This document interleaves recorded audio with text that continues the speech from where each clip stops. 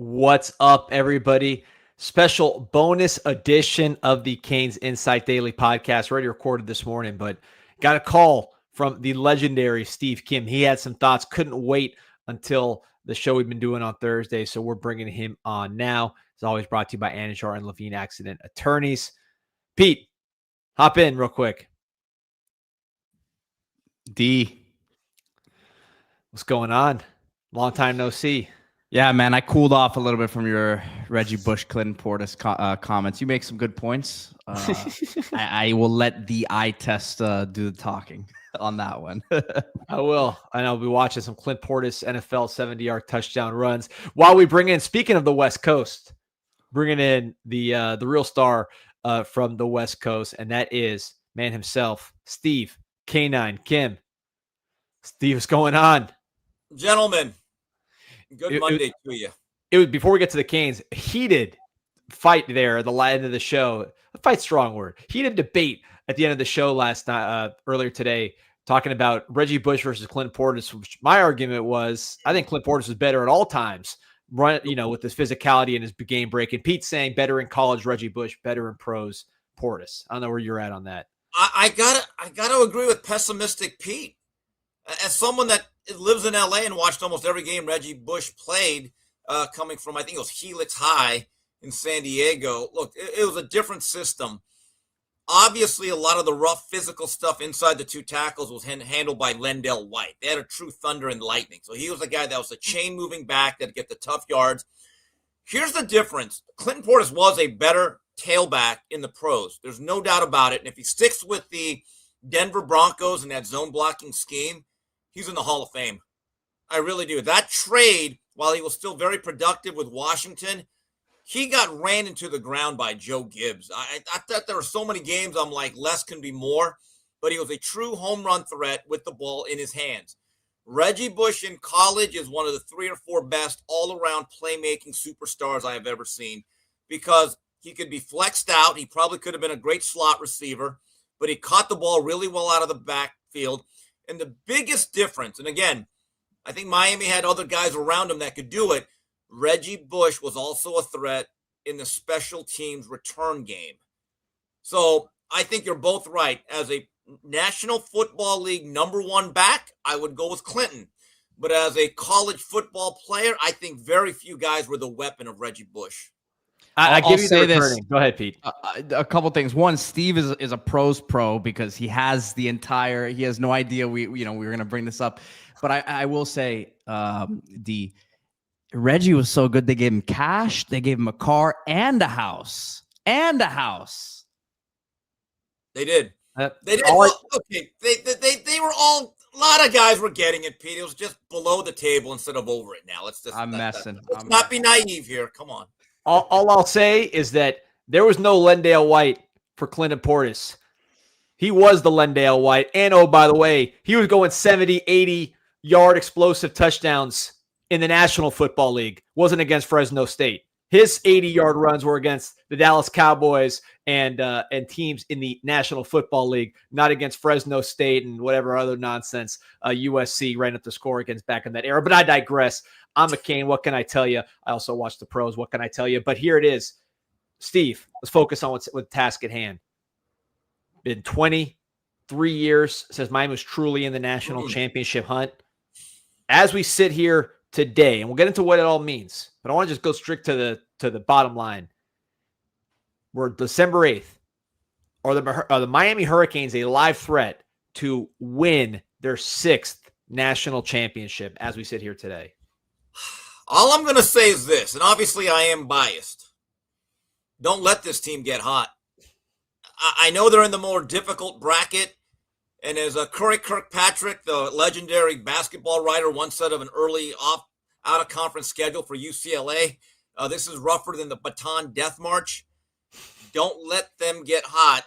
When I'm watching the final quarter of the Pitt game, and it's winding down, I think I told you guys this a couple weeks ago, I said the shame of it all is that this is a team that could really, really make a run deep into the playoffs. Even last year, you always kind of knew the defense would put a relatively low ceiling on that overall team. This is a team that I think can really shake things up. Nick Saban has said it. Take his word for it, not mine. And this is where it's really great. As the final seconds were ticking down, I got a little bit melancholy because I said to myself, wow, is this the last time we're ever going to see Francis Mawanoa, Ruben Bain, Messidor in a Miami Hurricane uniform, and Wesley Besaint and Inez Cooper and guys of that ilk? And I said, it's really a shame that they may be kept out of the dance. And I'm not going to lie to you guys. On Saturday, as these things were unfolding, I felt really good because it seemed like, hey, Miami finally had a few things go their way. Then on Sunday morning, I'm getting text messages from Miami fans, some of which we know we have relationships with mutually. They were a little bit more pessimistic, and they are studying this thing. So throughout the morning, I was kind of like in a kind of a down mood. Really, I just felt the odds were telling a certain story, which I was like really basing a lot of things off of there. When I was wrong. And as I'm going through my early morning Sunday yoga, I just said to myself, "Ain't no sunshine when it's gone." It was bad. It was bad.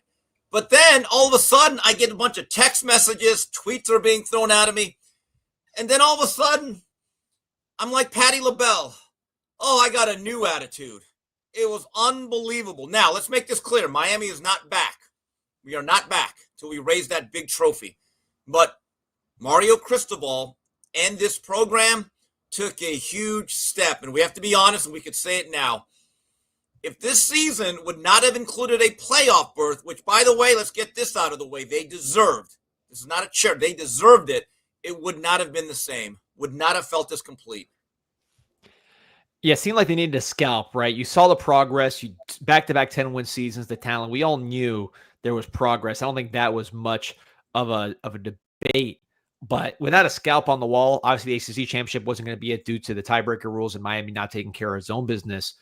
This was like really the only scalp they could get. And I think it's a pretty big one, given that it's an age of relevance. It's an age of the sport changing real fast and you're in the game. And I want to ask you that, Steve, because you're a big picture guy. You've seen this sport evolve over the years. The sport seems to be changing at a rapid pace. I don't even know what's going to happen from this whole experience, whether they change the group of 5 rules, try to expand the playoffs, conference championships, a lot of things you're going to see changing now. Notre Dame opting out of bowls. How important was it for Miami to stay relevant? And we can take this back to 2021, the December when Mario was hired. How important was it for Miami to stay relevant in this 5-year stretch of rapid change in the sport? Well, look, when it comes to recruiting specifically with these young men who they really don't know the history of Miami. They might have watched the 30 for 30. I'm not so sure they even care if they did or not. But even guys, this is how old we are now. They don't even remember a Sean Taylor or an Andre Johnson, much less a Benny Blades or a Michael Irvin. That is the reality. So you have to show immediate proof of concept. And we are big, Danny, on this phrase, trajectory of program. Well, 2022 was a washout. I gave Mario a complete mulligan for that. I've never held that against him. 2023, if we had a quarterback that didn't get the yips, that should have been a 9-10 win team. You're top 35 in both offense and defense. Analytics say that's a pretty good football team. Last year, we were in the top 10 for much of that year. And as high as number 2 going into Georgia Tech. And this year, we are as high as number 2, and now we're in the playoffs. This is something that is tangible. It is right in your face. And come December 20th, they're going to be playing a very important football game in front of the whole country in College Station. Look, you still got to win games, and I'm not conceding anything. The goal is not to make the playoffs, but is to make a run. But make no doubt about it, making the playoffs was absolutely vital. Man, I got 1,000 on for Steve Kim at 1:30 Eastern time. We got to go out live at this time more often, Pete. What's on your mind, Pete? No, it's funny because I was going to ask Steve a similar question. It's a broader look at where we are in college football.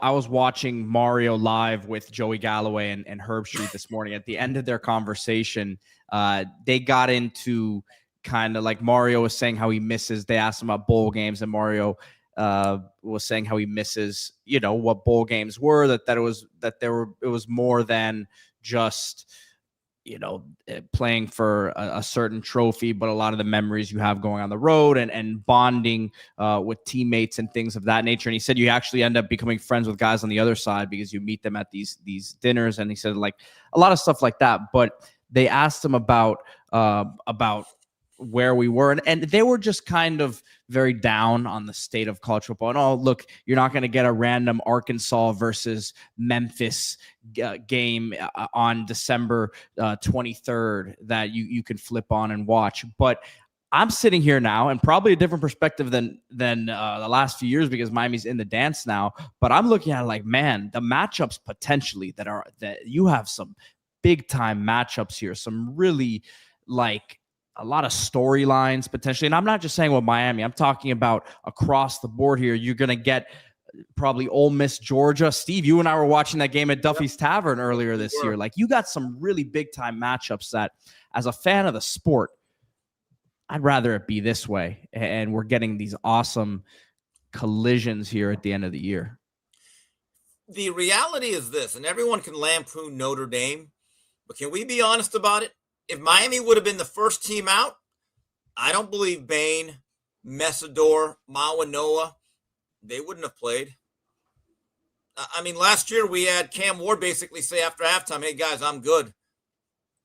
From the time that the star players started opting out, and then more and more it became accepted, it was only a matter of time when the programs and the institutions themselves decided to make this decision. First of all, there's too many bowl games. When I was growing up, there was about 15 to 17. Now it's closer to 40. Guys, there really should not be that many teams eligible to be a bowl game. Scarcity creates value. Now there's an overabundance of them, okay? Mm-hmm. The other thing is, what did we used to hear about what was the value of the bowl game from a coaching perspective? Hey, we get an extra 15 practices, right? Yep. It's the reality. With the transfer portal and guys sitting out, and you're always in that player acquisition mode as soon as the last game flips, you don't even know why you're practicing because this may not be your team come the second week of January. You're right, Danny. The college football game is ever changing. It is constantly shifting. I don't think it's for the good because once a major program like Notre Dame flat out says after a 10-2 contest that we're good, I don't think there's any going back. Comment here from our guy Mose. Appreciate your support. Says, thank you, Mario. Never had a doubt. Extend Mario. I've been telling these people for 2 years now. Mario's the best thing to happen to this program. I know you've talked a lot, Steve, about just the fact that this guy's not going to do the Butch Davis to the Cleveland Browns or the Jimmy Johnson to the Dallas Cowboys or the Schnellenberger to where does Schnellenberger go? He went to a USFL job that never materialized. And this is a point that I wanted to make. If you go all the way back from Schnellenberger, here's the interesting thing. Even when we've had Hall of Fame coaches and guys who are just not very good, the average lifespan of a Miami head coach starting from 1979, the first year of Schnellenberger, is about 5 to 6 years. I mean, think about it. So, yeah, Schnellenberger from 79 to 83. I think he has never, to the day he died, he regrets taking that job. And I think that was a family reason with the child with an illness. They had to get some medical benefits. And I think that Miami or South Florida was supposed to have a USFL franchise, and that went to Bolivian, as Mike Tyson would say. Then we get a guy by the name of James William Jimmy Johnson from Oklahoma State. Now, Jimmy was a nomad by nature. All of his gigs basically are 5 to 6 years. He was never meant to be Joe Paterno or Tom Osborne. So he was from 84 to 88. Then we had Dennis Erickson, 89 to 94. Probation was calling. So was the Seattle Seahawks. Butch Davis. Now, Butch is a guy I think really lives with regrets because he should be a Hall of Famer.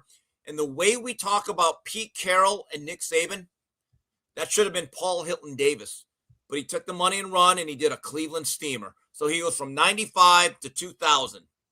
Then it was Larry Coker from 2001 to 2006, and then it's just been the abyss. Mario gives us that chance to have sustained longevity with excellence. You got to have the second part too. You know what's also a very ironic part about how Miami ended up getting in, Steve, because after we had the discussions that we had at the halftime of SMU in Dallas that we brought onto the podcast that next week, and really it was about how Miami was doing things offensively, not necessarily getting into the X's and O's of it, but saying, hey, let's go get some points as a point opposed to trying to establish a style of play. But interestingly enough, what did Hunter Yurachek say yesterday? He said that, I told the committee to go back and watch the game. And it wasn't just that comment, but he's talking about how Miami physically just looked like the better team up front. He mentioned the receivers also, which was a very interesting point. I know you tweeted about that on CanesInSight account, D. But at the end of the day, Mario may have changed his ways. Maybe he lets Dawson, maybe let Dawson, have a little bit more control. Whatever the narrative you guys out there want it to be, one thing we can say is this: the trenches is the one thing that got Miami over the top here when they went back and watched that game, and is going to give them a chance in any game that they play here in the playoffs. Petey, to your point, and I'm not going to disparage anyone that's on that committee individually. Look, they're there for a reason. We can speculate why. But on a college football Saturday specifically, when there is like 50, 60, 70 games, I'd like to think I'm a pretty interested fan, maybe even a diehard hardcore fan. And we have various games at Coach JB's place. We have the 4-box, big games, and I kind of like coordinate it like Norm Chow, right? Can I just tell you something? Unless it's Miami or the primetime game that's the big game of that night, you're being pulled in 18 different directions. And the truth of the matter is this, and even as an AP voter, if you really are conscientious about that particular responsibility and want to do it the correct way, the reality is you actually cannot watch all the games at once, and to get a good grasp on all the games by watching the YouTube clips, the condensed versions of the games, I don't actually finish up a week of football to the following Tuesday or Wednesday. And I often ask myself, those people in that room, that conference room at a hotel, how many guys are going home on a Sunday morning and watching games that they may have missed, or reviewing even highlight packages of other games that kind of like were not their main focus? So with that, and they're not doing their own research either, Steve. They're being handed a sheet of paper with whatever statistics the person in charge of the numbers are in that committee. It's not like they're going out there and really independently doing their own thing. A lot of these guys just look at box scores. That's why if I'm a coach, I'm thinking, hey guys, I want big numbers. If you can win by 35, I'm going to ask you, could it be won by 49? That has to be that's one thing that I would impress upon Mario. Even if we win the national title, I said, Mario, we are going to play for more blowouts earlier, right? I don't care what. Again, we have to worry about the process. Don't worry about the results. This offseason, if I'm Mario, I'm thinking to myself, I want to really hammer teams, not just physically. I want to win on the scoreboard to a point where even if you don't watch our games and you see, wow, 78-0, that's all you need to know. Guys, it matters. It matters. Trust me, it matters. Yeah, I'm looking at the 2021 coaching carousel. It's amazing how, you talk about 4 years being a good way to evaluate coaches, right? I know Manny only had 3, but I think we're lucky he did because that was going downhill fast. But, 4 years usually you kind of know what's going on, right? 4 years in. Again, Rick didn't get there for health reasons, but just saw what direction that was going. With Golden, 4 years. Shannon got, 7, 8, 9, 10. So Shannon had 4 years. Coker, when you 4 years in, the thing was cooked. So 4 years, a good number. We're obviously year 4 here with Mario in the playoff. Man, I'm looking at the coaching carousel from 2021. Crazy to see how it's gone. So just look at some of these names. So Mike Elko goes to Duke. Obviously that worked out for him. Both 2 stops now. Jake Dickert at Washington State worked out for him. He's now at Wake Forest doing a good job. Brent Pry, Virginia Tech. Brent Pry did not work out. He's a defensive coordinator. Still Brent Pry of Virginia Tech. Yes. Joey McGuire at Texas Tech, which is kind of a winner. no one was really thinking too much about it either way. And then boom, the Matador group, or what's it called, Matador Club, Pete gets in there, and then they renovate that program immediately. Tony Elliott to Virginia, 3 non-bowl seasons, now 10 wins. So it seems like that's on the right track.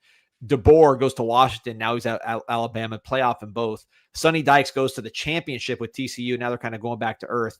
Dan Lanning, Oregon, one of the top programs. Brent Venables now in the playoff. Marcus Freeman, he's done. He's probably going to go to the Giants, is my guess.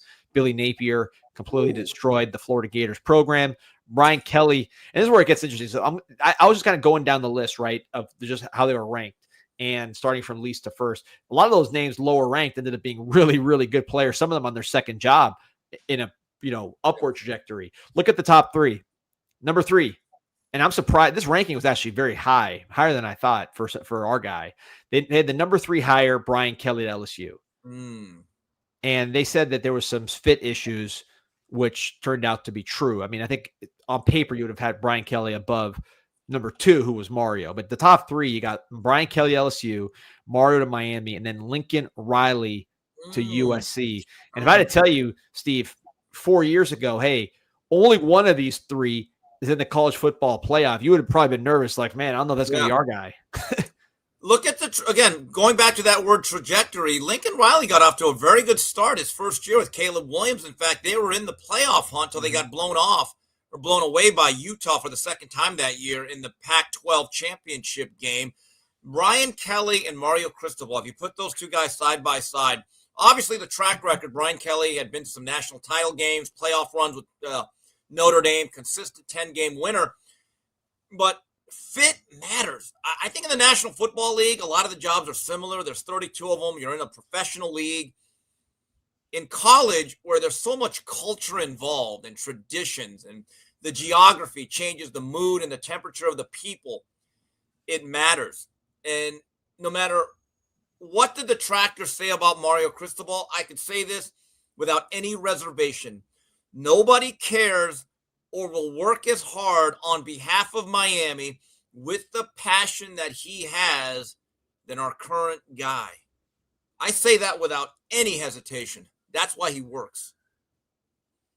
Yeah, fit, a big one. Pete, I don't know, what did your reaction when you hear some of those names? It's crazy to me going through, because like a lot of these guys are like teams and names that we've been thinking about the last week as far as playoff implications. That was like really a pivotal time for the program. And if it went another direction, or if we kept Manny for another year, I mean, who knows where we'd be left behind.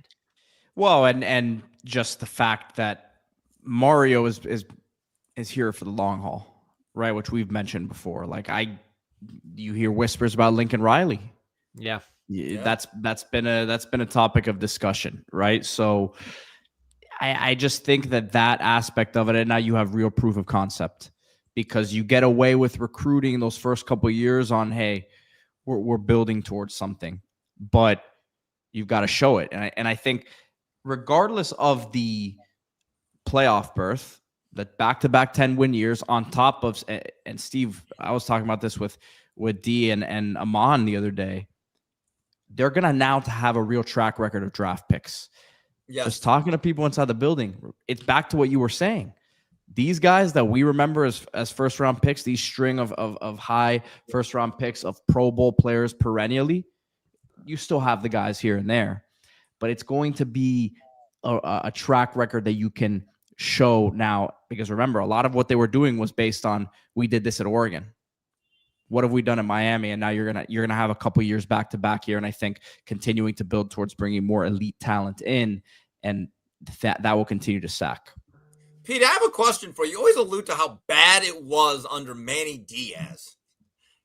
I was curious. Yeah. Maybe I should have asked you this when we were at Duffy's. Is there anything you could tell us specifically about? Like, well, I just the way that the locker room stuck together through this tough stretch this year, I just don't believe ever would have really happened under Manny Diaz. Okay. I just think that first of all, it goes top down, right? So it's not just the head man, but the head man is the one who is the leader. I don't think the locker room ever really respect, because remember, those guys were there. I think that the psychological part of it for those guys was he was not a head coach in their eyes. He was a defensive coordinator who was still really just a glorified interim head coach, because there was never that period of transition, because he wasn't, I mean, Mark Richt was still the guy there. He was the head man. So in that respect, he did not have control of the locker room. Had to end up taking a lot of chances on guys who, because talent was not where it needed to be across the board, taking, I think, chances on multiple guys in multiple rooms, which just seeps down and infiltrates everything. So that's, you know, without giving specific details, but I don't think I need to say much. You guys saw the product that was on the field there, right? And don't take my word for it. We saw the first year plus Mario, what he would say about the mess that he had to clean up. Mario was not shy about saying that. And by the way, I don't think people of Mario's circle were happy there in Manny's circle, because we got a large circle of Manny guys out there in the college football world. They weren't happy at the stuff Mario was saying, but it was the truth. It was the truth. All right, here, Crick, Steve, I want to get your thoughts on Notre Dame and their crybaby behavior. And there's a great Joey Galloway anecdote here in the comments that you're going to love. First, just want to give a quick shout out, because I know you got to get out of here, Steve, to our buddies at BUZZN, BUZZN, drinkbuzzn.com. Use code FIRST35 for 35% off your first order. You can get that right there in Big Daddy's Liquors all over South Florida. You can get it at drinkbuzzn.com. I heard they're going to have them in the Fountain Blue right across the street from me pretty soon. And some more big announcements coming soon. BUZZN is going to more and more places around you. But no matter where you are, drinkbuzzn.com. Go ahead and order 7.5 milligrams of real THC infused seltzer. All hang, no hangover. All bubbles, no troubles. 7.5 milligrams of real THC. BUZZN, BUZZN. And then, of course, our guy, Harry Rothwell at the Miami Hurricane team store. He's getting you ready for the holidays. MiamiHTS.com. Also in person right across the street from the University of Miami next to the Thesis Hotel. And you get the CFP material, right? You got the CFP shirts, sweaters, all this. Been waiting a long time to buy this gear, and now you can finally do it. The official CFP gear from Adidas for the Miami Hurricanes. MiamiHTS.com. Use promo code INSIGHT20 for 20% off your first item. That's INSIGHT20. I gotta get that gear, man. It's like the first year we made the NCAA tournament when I was in school. You get that gear, and then it's like, all right, I'm only gonna get the Final Four gear if we get there. But like, you gotta get the first year at least. Now it's playoff Pete. Playoff Pete. Exactly. From pragmatic Pete to pessimistic Pete to playoff Pete. I hope in mid to late January it's parade Pete. Could you? There it is, parade Pete. There we go. Let's speak it into existence, man. What a way to finish it. I was wondering where you're going to pull up that last P. But here we go, Steve. So I want to ask about Notre Dame, but I had to give this. I saw the story in the comments. I know you got to get out of here a little bit, but I had to show you this. Apparently, Mario was on the Joy Galloway and Herb Street show, and Galloway told a story that Cortez Kennedy, of course, Canes grade, maybe the best defensive tackle we had at the U, picked him up in his first year at the Seahawks and taped him to the goalpost while teammates threw water at him. Now we know why he hates the U. Yeah. That's when hazing was good. We used to be a proper country. We used to be a proper sport. That explains it. That explains it. So then we got that one settled. But, Steve, I had to ask you about Notre Dame and just the fact that, like, they're talking about irreparable damage to their relationship to the ACC. I mean, you're a better historian than me, but I started really kind of paying attention to college football as a kid in like 1990 because I was playing the Bill Walsh game on Super Nintendo, Bill Walsh college football. And I'm pretty sure, unless my memory's failing, that Georgia Tech won the championship that year. With Nebraska. Miami won it the next year.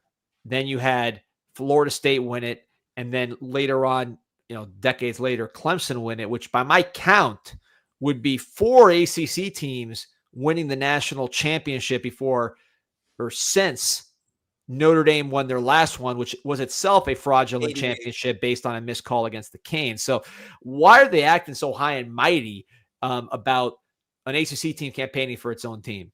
Yeah, so 1990 was a split national title. Georgia Tech, Colorado, 91. Miami won it with Washington. And then you're right, everything else happened. This is the issue with Notre Dame. They want to have all the benefits of being in a conference, but none of the drawbacks of not being in one. And the reality is, look, you lost your two toughest games, and everyone talks about this 10-game winning streak. They basically played one pretty good team, although Boise State rebounded, but that was USC, right? Yep. So let's not act like they went through murderer's row here. If you look at and also, when it's all said and done, the games have to matter. I don't care if they happen in the last week or Labor Day weekend, or if they happen 4 weeks from Christmas. The results have to matter. And guys, I sent you a text from somebody that is a powerful voice in college football. And he's a guy that stumped for Miami on the air. He made it clear to me yesterday. He said, the reality is this, Steve. If you would have left Miami out this particular season, you would have had a hard time selling the importance of the regular season moving forward. The games have to matter. And now they want to say, well, we may leave the ACC. Go. What other major conference is going to take that deal that the ACC never should have agreed to? Jim Phillips, by the way, has he shown his face yet? Where are you, by the way? So second of all, go ahead. Ask the Big Ten for the exact same setup that you have with the, in fact, you know what? Ask the SEC. See if they take you in for football only. See how that works out. Well, Steve, you know what the other thing is? It's like they had the issue of making the regular season, having diminished importance, but they also had the issue of Bama of leaving the SEC's 1 seed out after losing the conference championship. And then you're saying there's still a lot of money in those conference championship games. So yes. then you're saying that, because then you'd have a situation where teams, maybe try to do some funny stuff at the end of the year. I don't know. But why is the one championship game damaging to a team like BYU but not Bama? Bama's been bad for a month and a half, guys. They really have been. And Ty Simpson has fallen off the earth. They cannot run the ball. And us three together, we had 3 more rushing yards than Bama did on Saturday. But I get it. That's the SEC. There's a pervasive influence within that conference and their media broadcast partners. So in the big picture, as we want to talk about that, Miami better be getting on a helicopter like it's Escape from Saigon, the way out of the ACC.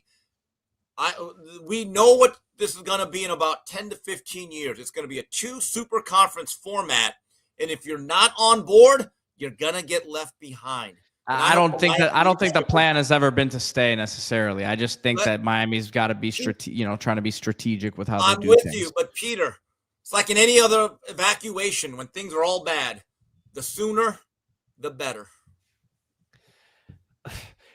I'm seeing the Notre Dame Twitter accounts are talking about they make us look good, make the ACC look good in other sports. Is Notre Dame good at anything besides? Dude, that's what it's funny. They've been terrible in basketball the last few years, which I thought on the way over earlier to do this show, I was like, I need to ask you if they're good in baseball because they don't do anything in basketball. They haven't done anything in basketball. Good at women's basketball. I believe. How about their lacrosse team? How about field? They're usually lacrosse is pretty good, I guess. But yeah, what are we talking about here? Well, ACC is good at lacrosse without him. If you want to care about the Sears Trophy, ask how that worked out for the Pac-12. Okay? College sports, 95% of it is about one thing. Football. That's the reality there, boys. Football. There it is, man. No, it's a joke. I'm tired of these guys. But look, we don't have to think about them until next year. November. Well, we'll be out there toasting, watching highlights of this win, watching highlights of our championship win, and celebrating, what it looks like in the year 2025, as opposed to 1988 or 1949 or whenever else these guys got their resume up. But Steve, you're the best. Tell everybody where they can find you. Well, they can find me at Twitter, Steve Kim323, and Steve Orale Kim at Instagram. And guys, one last thing here. The way it worked out, we got a bye week this week. We get another week off. This is about as healthy as this football team is going to be, sans Keontae Scott, who I think, Mario will never give injury information. So take whatever he says with a pound of salt. It's fine. He doesn't have to tell us. But Danny and Pete, I remember going into the Virginia Tech week, it really caught up to us not having a bye after the week against Florida State. We had 2 and 3 weeks, right? In that godforsaken conference. They decided to schedule it that way. Coming into Pitt, we started to all of a sudden go the other direction. We're getting guys back. Now we're going to have about, 20 to 21 days without a football game. It looks to me, outside of Keontae Scott, we're going to be about as healthy as can be reasonably expected going into College Station. This is good. Get OJ Frederic back. CJ Daniels get back rolling. David hopefully. Blay. Yeah, so David Blay would be big. David Blay would be. A&M is good, guys. I know that they're a little bit. I know they didn't face the heart of the SEC, but this is a very interesting A&M team. I've watched them for years, going back to the Wrecking Crew days of R.C. Slocum. And back then, they were like a monster defense, all sorts of NFL talent on one side of the ball and a middling offense. wait, hold on, Pete or Steve. Before you go even further on that, the best full Asian player. That win. Is he the best in terms of college? Full Asian. I'm not talking about that wasn't 1/4. a kicker. That was not a kicker. Yeah, and all respect to John Lee, my cousin. I would say Dat Nguyen, based on the fact he won the Butkus, had a good NFL career. Eugene Chung at Virginia Tech was not that good of a pro. So I got to give Dat Nguyen his credit as the greatest crouching tiger football player of all time. But A&M, they're pretty explosive with Concepcion, Craver, and they have a third receiver, I think Bethel Roman. They have a lot of speed outside. And I don't know if Le'Veon Moss is going to be healthy. He's a key figure in that run game, but it's going to be interesting. The faster Miami can get the crowd out of the game, the better. I think this is a very winnable game because if you look at A&M, the last 3-4 weeks, their play tailed off a little bit, starting with that first half against South Carolina. I agree with you. They're tough, man. Of all the SEC teams, aside from Georgia, which is the level Georgia's playing right now, I would say they're the best team, most complete. You know, because there's huge gaps in these other teams. I just think Texas A&M explosive. They can run. They're got good offensive line. They got good defense. They're gonna be tough, man. But that's why key matchup, Danny. Cassius Howell against Markel Bell. I don't know if we're gonna chip. I don't know if we put a tight end. But that is a guy you got to body punch a little bit in the run game to slow him down. He's one of the best quick twitch first step pass rushers I've seen all year. That's going to be a key matchup for Markel. Got to win that one. Strength against strength, man. You talk about the best pass protection offensive line in the country going against the leading sack unit in the country, which is the Texas A&M defense. So, yeah, man, it'll be fun. You're the best, Steve. Always appreciate you. We'll do this again. Thank you, guys.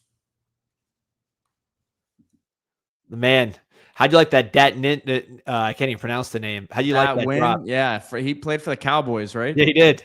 Yeah, he did. Vietnamese. Yeah, he was always I remember him from the early playing Madden when I was young. Yeah, man, he was good. But yeah, I had to drop that on him. Steve would know. But all right, man. Well, listen, this was awesome. We should do more shows at this time of day, man. 2,200 on live. Again, like and subscribe to the show. I think, man, the playoff buzz is just awesome. I think it's great to see, man. I think everyone's excited, rightfully so. It's like we've been talking about. We are not talking about a meaningful football game this time of year normally. So yeah, it's not just meaningful, man. This is for the whole shebang. Trying to be the regular season champions or the postseason champions and the offseason champions. Look at that right there. Pete, I think I talked about this earlier, Greenwich. He says, Pete, did you already comment on the number 24 net ranking for men's basketball? Yep. So that's the all-important net ranking. This is one of the main things they use. The talking about these committees, man. I thought we aren't done with these committees just yet. Talking about the NCAA tournament committee. It's one of their main metrics. So still early in the year here. We get into ACC play. We'll have a real good idea of how this team shakes out. But you win these next 3 games and you're not playing great teams, but if you win them the way you hope to, you could probably sneak into that top 20 here before you get into ACC play. So very exciting, man. Yeah, we got top 12 in football and counting.